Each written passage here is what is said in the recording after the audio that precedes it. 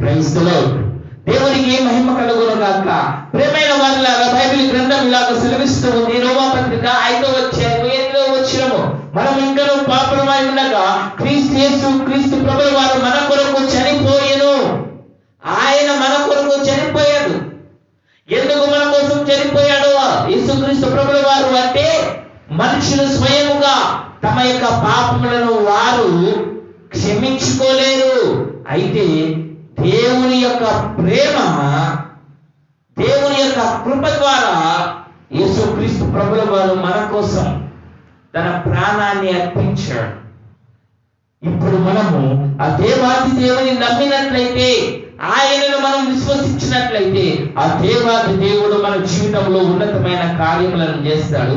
ఆ దేవాది దేవుడు మన జీవితాన్ని మారుస్తాడు. ఆ దేవాది దేవుడు మన స్థితిని, పరిస్థితిని మార్చి మనకు నెమ్మదిని, సమాధానాన్ని, శాంతిని కలుగజేస్తాడు.